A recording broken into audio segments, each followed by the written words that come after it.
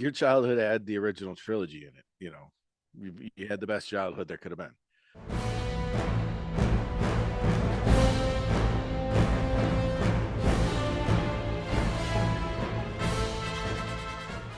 All right, welcome everyone to this BTB short, the state of Star Wars, where four self-professed Star Wars nerds talk about what else? Star Wars. Before we get started, just a reminder, we're part of the SPDM Podcast Network. You can check out our main cast, the BTB Movie Club, along with a ton of other great podcasts wherever you listen and download your podcasts. My name is Matt Smith, and I'm joined by Aaron Lashbrook, Hello. Brian Larson, How you doing? and the T in BTB, Tim Larson. Good to see you guys. All Why right. did I wave? I don't know. And Yeah. I'm after not the sure. last time, I really Well, I wanted to said go good to with see you guys. I don't. If we're waving at them, we might as well say hi. I wanted to go with a hello there. Oh, you missed a Nobody great has. opportunity. We missed it. Yeah. Just before we get started, spoiler warning, we will be talking about Star Wars, both past, present, and future, talking about characters, plots, locations, movies, shows, etc. So please note that this is your warning. If you haven't seen Star Wars, there are spoilers ahead. All right, so we are here to talk about Star Wars movies. Everybody think they're up for that? Yeah. All day long. I got a bad feeling about this. All right, so we'll start with an easy one. What is your favorite original trilogy Star Wars movie? Aaron. Empire Strikes Back. Thank you for asking. I think we covered it in the last episode. For me, it was the first one I was at the theater. It was my first experience with Star Wars the way it was supposed to be, and to this day, it's the best. The conflict, the darkness of it. I loved all of it. All right, Brian. Return of the Jedi. I enjoyed the finale of it. Luke Blasphemy. not being a whiny anymore. There's Darth a Clerks Vader. reference for everybody. So, it was. I just enjoyed that one the most. And who doesn't love Ewoks? There, we got through a whole episode without talking about Ewoks last time. I'm impressed. Tim, what's your favorite OT movie? As a kid, it was definitely Return of the Jedi for all the reasons Brian just said. And then growing up and looking back, Empire Strikes Back is, it's acclaimed as the best one of all of them, and it really is for the reasons Aaron just said. So I'm gonna push right through the middle of that. Yep. Yeah, no, I'm an Empire fan. It's always been my favorite. Even though I started, as I mentioned before, with Return of the Jedi, Empire just had everything. It had the big reveal, kind of had that darkness to it. Just sort of it was different, right? Everything wasn't hunky dory at the end. So I A just black love guy. that. Okay. Yep. I mean, honestly, that it's a half a joke, but having what's Billy D. Williams having him Mhm. show up was a big draw. Sure. Like For sure. making a main character an African American character was kind of a big deal. Yep. Yeah. And bounty Darth hunters. Vader's a black guy. Well, that's not okay. Make a mark there. 4 minutes in, that's all it took. All right. Anyway, what about non-original trilogy? Not, do we want to go prequel, or do we just want to open it up to everything that's not original trilogy?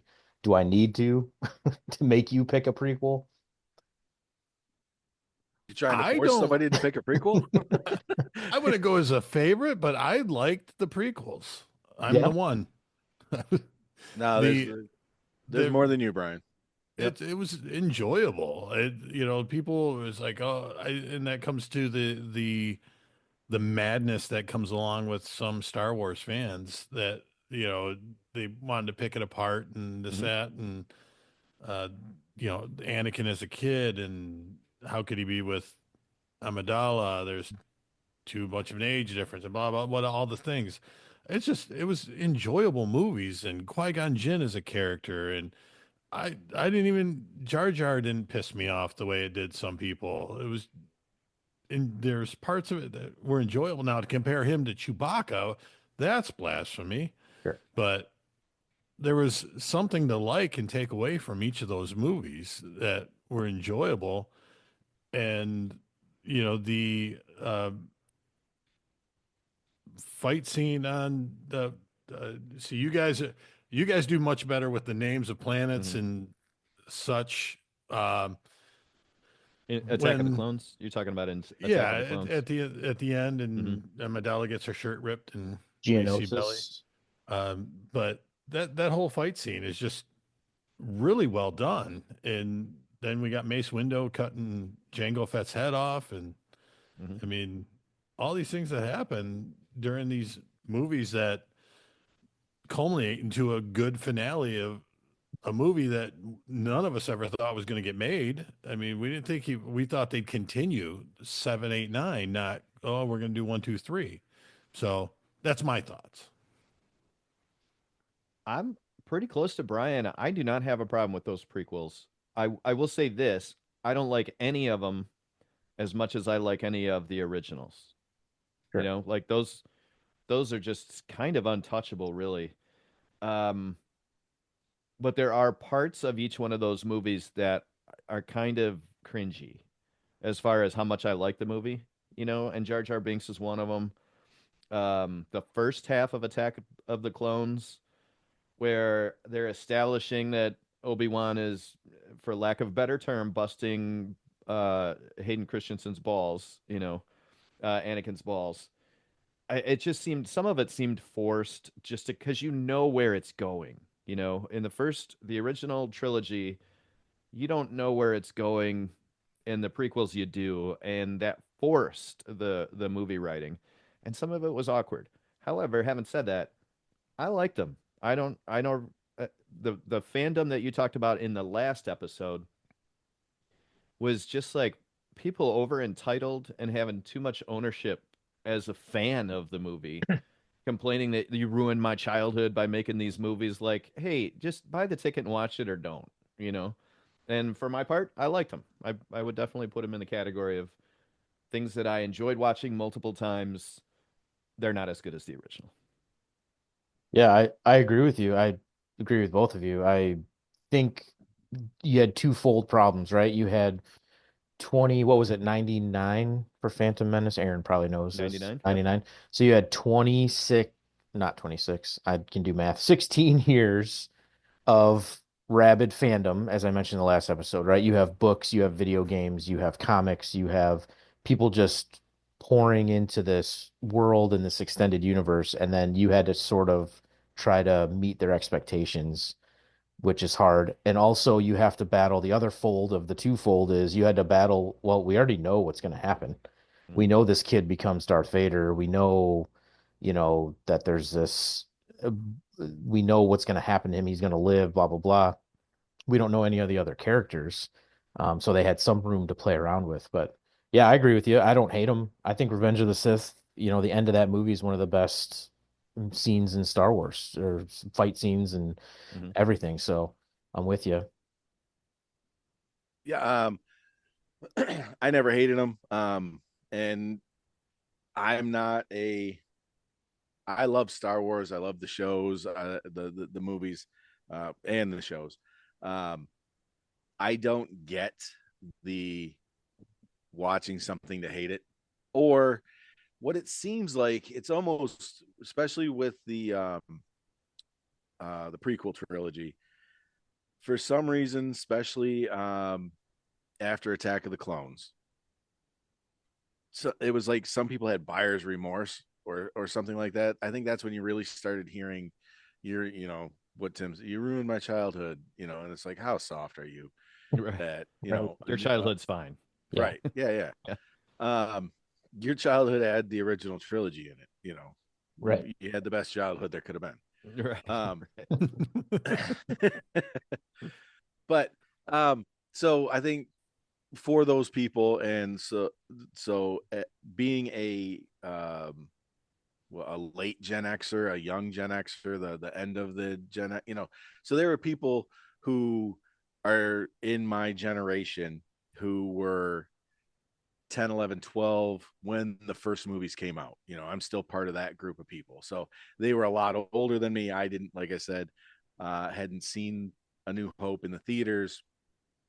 Um, so they were much older than me when these movies started coming out. So you were talking about 16 years between Return of the Jedi and the start of the prequel trilogy. Those people were, lack of a better term, much more mature. You know, they were older, and for whatever reason, I don't know if they just lost the love of Star Wars or they lost the hey, this is supposed to be fun. Go there and have a good time. You know, picking it apart and just, you know, all over it. And like I said, I don't think a lot of that started until after Attack of the Clones. They kind of gave Phantom Menace a pass. They're like, okay, it wasn't great, but we see what they're setting up, and then it's like, oh no, this is all garbage. Everything, you know, and it's the same people. Anything Disney does now, you know, it's gonna be garbage. You know, thumbs down, whatever they got to do. But I loved it all. I loved the era that it came out in. So 99,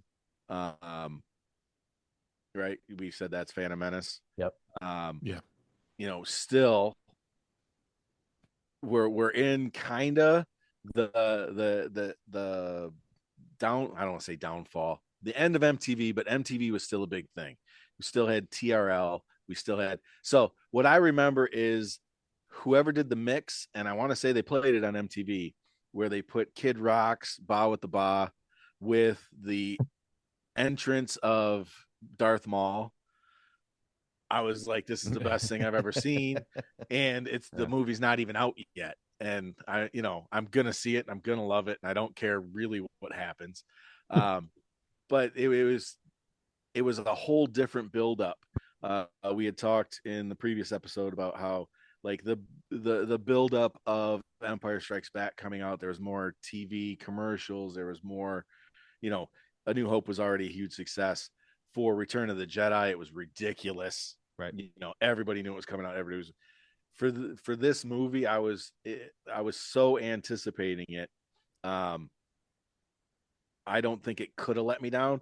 And I don't, you know, like we said here, I don't know. It seems like we're 4 for 4 for not hating it, but it seems like a lot of people hate it. It's kind of like Nickelback. You know, everybody hates them, but they sell out arenas. Right. Right. So, but to answer your original question, Matt, Rogue One would be my favorite non-trilogy movie. So we went off on a tangent, but your That's question okay. actually That's was, okay. what was your favorite? somehow we stuck to the original trilogy, and I Yeah. thought we were hammering that one out because that's where it seemed like we were going. Yeah, I think Rogue One was just a phenomenal Did you just movie. want to say Rogue One before I said it? Because that's what I was going to sum up with. Yeah. Because before I we- like Solo. Suck Before it. we leave the No. prequels, I do. I like Solo. I like before it we all. leave the prequels, the guys, my bandmates talk about Star Wars a lot too, and one comment in particular that's always resonated with me, my friend Tony got this from a podcast that he watched at one point. Somebody asked, "Who's the protagonist in the Phantom Menace that I'm supposed to be rooting for?" So you can look at the original trilogy and that first movie. It's clearly Luke Skywalker, and you could probably say that goes through all three movies. But then it grows into a band, a small group that you're rooting for. Where in that first movie, I think if anybody's going to critique it, it is it Anakin? Because are you really rooting for Darth Vader in that movie? Is it Obi-Wan? Is it Padme? You know, like there's a decent argument to be made there. However, I don't have a problem with it.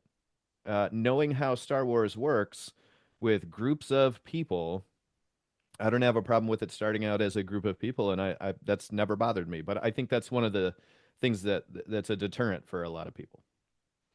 Well, I get what you're saying, and I don't. So the group has become Qui-Gon, Obi-Wan, Padme, and Anakin. So that's your original group. Right. You know, that's Luke, Leia, Han, and Chewie.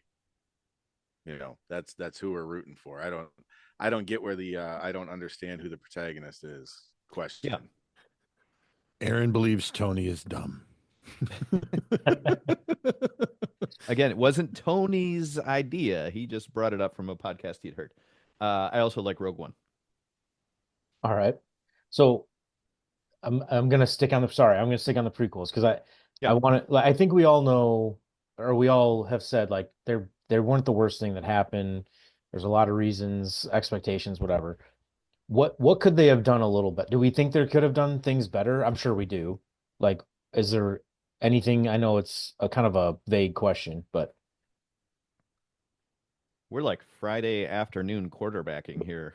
right, yeah, for sure. Are Going we back that are many we years. going Phantom Menace or are we going original Just trilogy? Like, just prequels in general. What before we get on to the sorry, other yeah, stuff, like prequel what trilogy. is there something we think like we liked them or liked them enough, right? We don't think they're better than the original trilogy, but is there anything looking back now, 25 years later, literally, that we think they could have done better as to Tim's point, Friday afternoon? There are parts of them that are heads and shoulders better than the original trilogy. Sure. Like the cinematography, music is pretty much the same. Right. So I would say it's on par. The special effects Oh yeah. blow it out of the water. Mhm. And, we kind of talked a little bit about it, and it comes up from time to time. Freddie Prinze Jr. has an interview where he's talking about, these are for kids and, it's not wrecking your childhood, which I agree with, but, these movies are made for kids. What they were doing at ILM with the miniatures and how they weren't making a movie for kids. And I disagree with him on that. If anything, I'll give you, they were making a movie for younger people and trying to keep their parents, but these aren't kid movies. Mhm. So I disagree with that, meme or clip that comes up over and over of Freddie Prinze saying that and trying to not really shit on, but just defend, or kind of push back on people who the you wreck my childhood people. Um, but there are things that are, like I said, heads and shoulders better in the prequel trilogy compared to the original. And, a lot of it has to do with technology, and that's maybe not a fair comparison, but it's better. Yep. There's better aliens, there's better ships, there's better, all of it, all that kind of stuff is better. And if you can't say there's nothing better about, well, then you don't like the story, and you just like to argue with people. Well, I'll give you two things, Matt, that bothered me that I think would be better. Um, the Darth Maul was just, I mean, the word menace is perfect for titling that movie. I mean, he was an outstanding unknown entity character. Just as good as when Darth Vader first shows up and you learn about the dark side of the Force, like in that small time you meet him.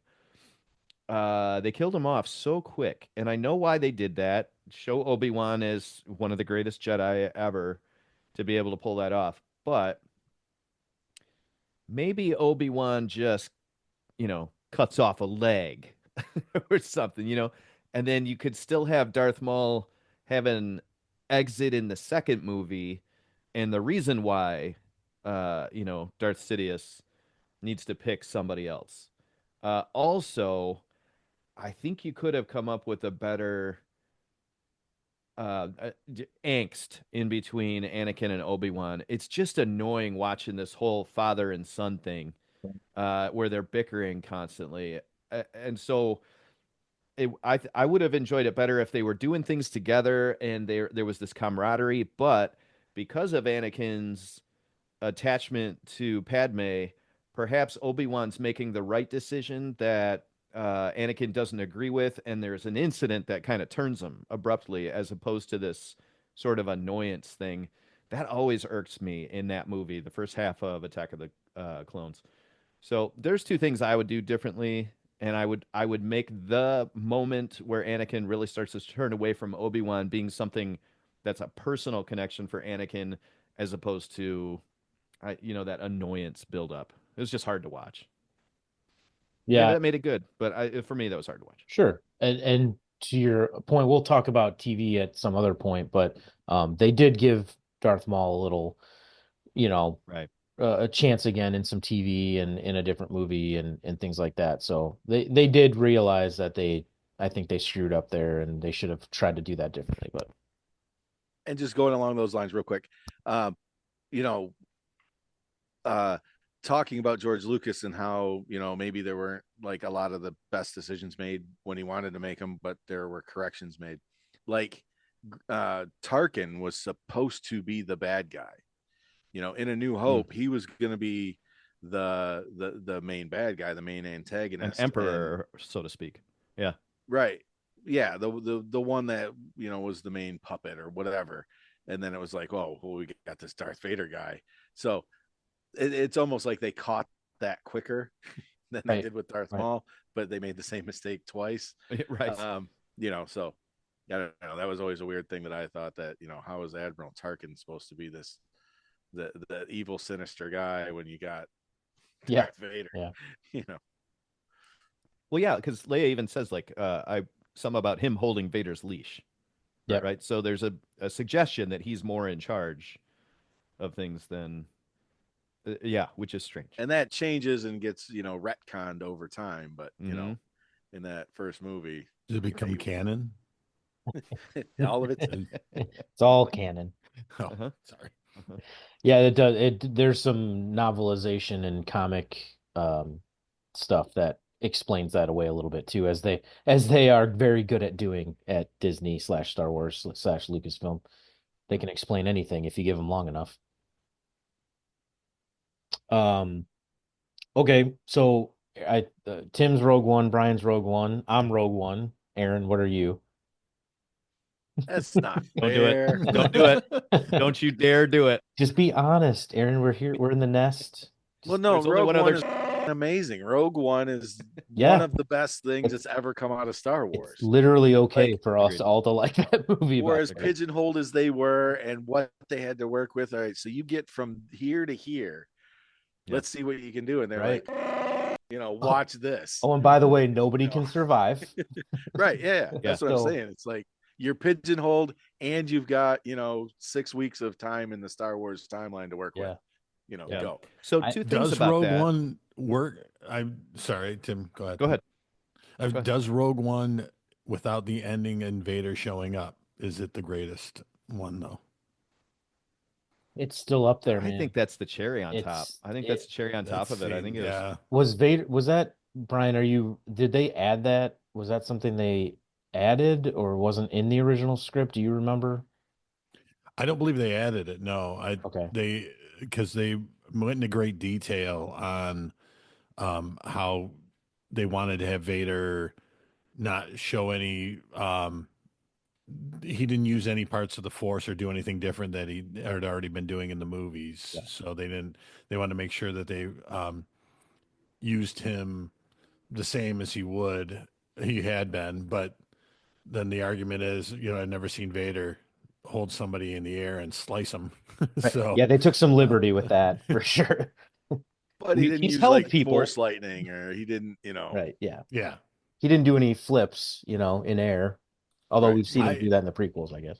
I haven't been in very many movies where people screamed or in as a group. And when he lit that lightsaber, that whole theater went, Yeah. so yeah. Yeah, Yeah, we'll no, play it all around. that scene from start to finish is from when he's backlit, like you were saying, um, to walking down and seeing how terrified all the guys were, and then launch, and it's Leia's ship that gets caught by the Star Destroyer, and you're like, Mhm. oh, they Tied it all they together. did it. Yep. So I watched this a long time ago now. I don't maybe at the end of Rogue One, maybe it's on the DVD, an interview about how it was made. And the guy who's kind of credited with selling the idea or starting to write it worked on, I don't know, like Return of the Jedi back in the day, or maybe it was a prequel. And he took his son, 16-year-old son, with him to work to kind of work on stuff. I'm totally making this up from watching this several years ago, so my facts are probably off a little bit. But he and his son came up with the idea of a movie that would span these two things, and told Kathleen, what's her name, Kennedy. uh, Kennedy, and she gave the green light on it at that time. And I think the timing of releasing that movie was perfect, and the marketing was perfect, because I don't remember seeing any commercials about Darth Vader, but I do remember seeing a little bit about where we were going, and like a scene of putting the Death Star together finally. And I remember seeing a commercial with AT-AT walkers in the jungle, and I was like, holy, this looks amazing. So they kept, just like they kept the big reveal in Empire out of the marketing, they kept Darth Vader out of the marketing, which was just awesome. Well, and the one of the points of the whole movie was to retcon, or make canon why that exhaust port was there that they could use. Mm-hmm. So whether that was part of their original, hey, we can work this into, it was just something that came up, and it was I think a really good fix for the critics or the crybabies or the Mm-hmm. whatever, like, who, Family well, Guy. why would they do that? Well, how do you know how a space station works? I don't. Yeah. But, we talked earlier about the prequels trying to almost like square peg and round hole. Like, they had to end the prequels in a certain spot. And this movie had to end in a certain spot. And I think this movie did a better job than the prequels did of Yep, filling that gap. for sure. For sure. So, But just to push back on that, they Sure. had, maybe if it even was a main goal, say the exhaust port was their main goal and they plugged that hole. Um, the prequel trilogy had a whole lot more to try to explain or True. introduce. True. So I think there was a lot there. So I don't think that's totally a fair comparison, because they were like, you can't step on the toes here and you can't step on the toes here, but anything in Yeah. between, go nuts, Yeah. because all Yeah. these people are going to die. There was people like Anakin, Obi-Wan, they had to make it through all three movies. I think there were more hoops to jump through. So I don't know if that's 100% fair comparison. I I feel like though the prequels had three movies to get you from here's Anakin as a child to here's Anakin as Darth Vader. And really, what did they need? They needed Yoda, Obi-Wan, Anakin. That's basically it. Now they threw R2D2 and C3PO in there for And a funskies.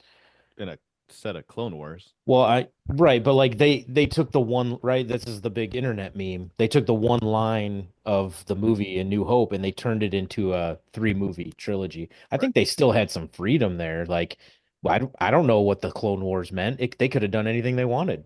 I think they Yeah. had a ton of freedom. They also had, like you just said, three movies to fill True. without anything up.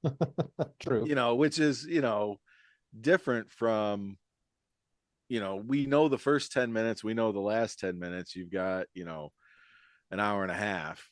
Yeah. They had to do 6 hours of these things, these beats have to be hit, and you can't really, and they made up a whole lot of lore, and I think it was great. The Clone Wars and the Geonosian, factories and all that. Awesome. I don't even mind the political, talking about economy and Sure. how that affects Yeah. trade and blockades, and I was fine with all of it. But The Senate, all that stuff. We knew when we were kids there were 9 movies.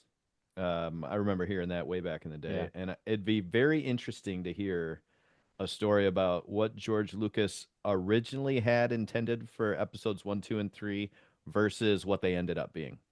That would be a really fun conversation to hear him tell around a campfire. You know what I mean? Right. right, and there are certain things that, you know little things like the Ewoks were supposed to be Wookiees, Right. but he never knew that third movie was going to get made, so he wanted to make sure they, like, a Wookiee was in the first movie. So there was compromises, and you have no idea. And he's not super consistent with his stories either about what happened when Right. and where Sure. and why, and you know His first I wife's not around to remember talk to her.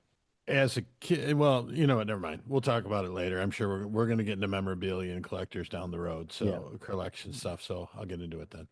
Okay. But Okay. So we obviously all have a love affair with Rogue One.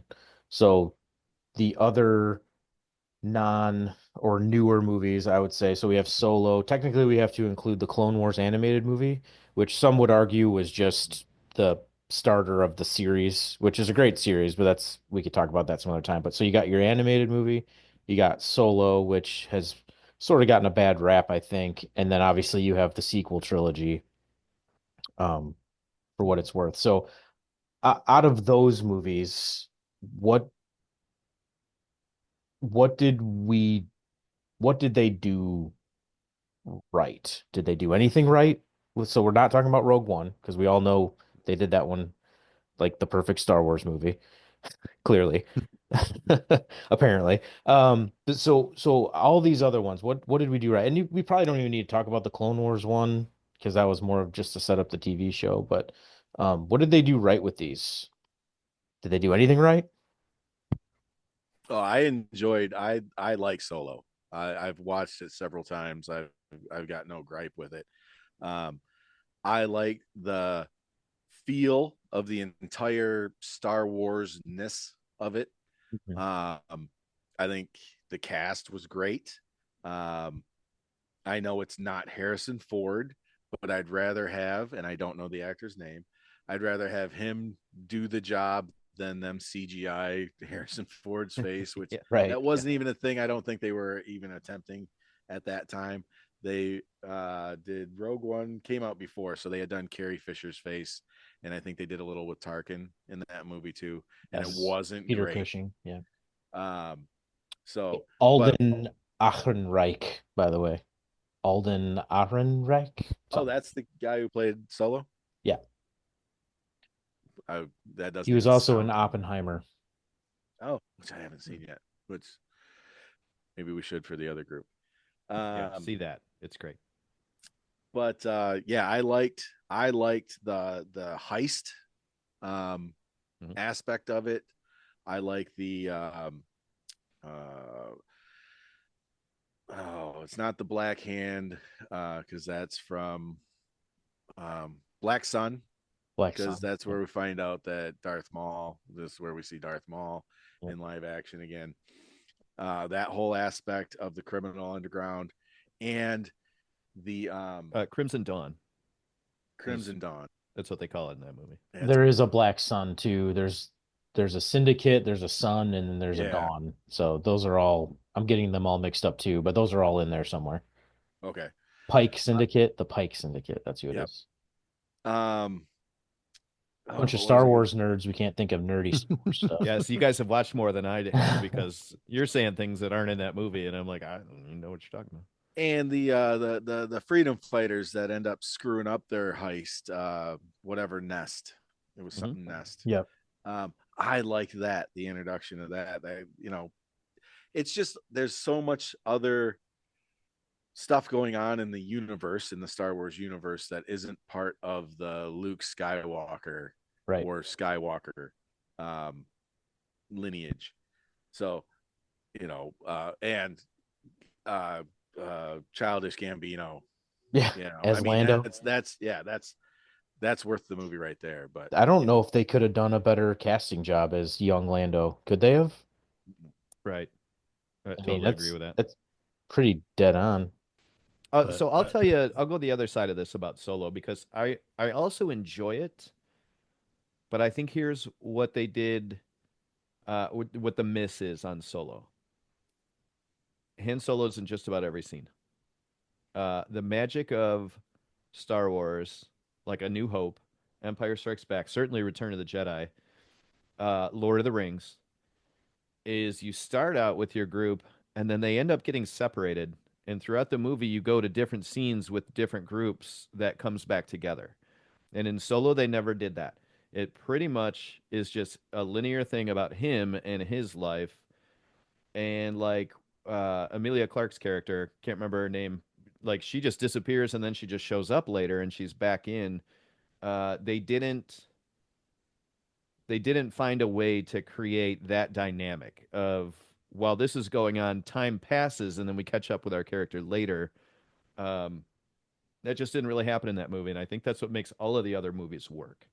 But So in that if relationship, it doesn't work if he knows what's happened to her, because no, I totally what's agree. happened to her is so diabolical. He can't even, imagine Yes, who she's become. So What yes, happened as to her? No. Sorry. but as far as a movie watcher, a movie goer, somebody reading the story, that's the thing that's missing. It doesn't have to be her. It could be other characters getting separated, but they didn't do that in that movie, and I think that's a strength of these kind of movies. my other pushback on that would be no other movie was called, Chewbacca Right, or Luke. This right, one was called Solo. You know, true. Yeah. it's about him. And yeah, I think I don't know. I don't remember. This is 2018. Did something happen with the distribution of this? Is that what they claimed was the problem? Do you guys remember? They had No, I writer issues, they had director issues, it got Yeah. postponed. They had a lot of Postponed. Yeah. production issues. yeah, the original, it was a pair of Hmm. directors that worked together, and they had made, because it was, who came in to save it. Richie Cunningham, Yeah. Ron Howard. Opie Cunningham. Ron Howard. Yeah. Ron Howard. Yeah. Because the original two had shot it like, what'd they call it, like, a buddy cop movie, like, what would be like, Turner and Hooch. no, because that's a dog. um Butch Cassidy, Sundance Kid, Solo Chewbacca. I mean, Lethal Sorry. Weapon. he's a Wookiee, he's not a dog. I'll let walking carpet I'm a Mog. slide. Half Laugh it man, up, half dog. fuzzball. But I was gonna go with Bad Boys. They're Oh. both Oh, humans. we would have got there Oh. sooner or later. We were getting close. So they had shot it like Bad Boys, like a funny buddy cop movie. Huh. And I don't know who came in and shut it down, probably Disney. And they had to do reshoots, and yeah, it got strung out. And I'm pulling this out of my ass, but I believe I remember those two dudes having creative differences with Kathleen Kennedy. I yeah, think it was her. yeah, That which could be. I'm calling her Disney. So Yeah. Okay. Well, she is to Star Wars world. She Yeah. is Disney. Yeah. So yeah, no, I agree with all that. I liked it too. It's not my favorite. It's not one I just go, oh, I'll turn that on, but I thought it was fine. I didn't mind the casting either. I know that's what I heard a lot of people complaining about.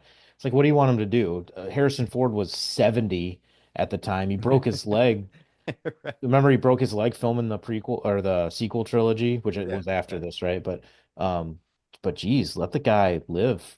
He doesn't need to be hopping around like freaking Han Solo all the time. well, and one of the other things I like about the movie is Woody Harrelson's character. I mean, it's basically the Scorpion and the Toad. You know, at the end when he's like, "I told you who I was when you met me." Yep. You know, and it's like that's kind of cool that they stuck with it. Mhm. You know, I don't know. I That one like has more of a Western feel, like a Western Sure. movie feel. The They're last moment they're robbing a shootout train. and- yeah, yeah. Yeah, That's a literally. Western feel Yeah. for sure. Hey everyone, this is future editor Matt breaking in to let you know this abrupt ending is because we recorded for a long time and we wanted to break this up a little bit more. So we will continue to talk about the Star Wars movies, the sequel trilogy in our next episode if you can catch us there. Appreciate everybody listening. Just a reminder, we are part of the SPDM podcasting network. You can check out our main cast, the BTB Movie Club there, along with a ton of other podcasts. Thanks for playing along. See you later.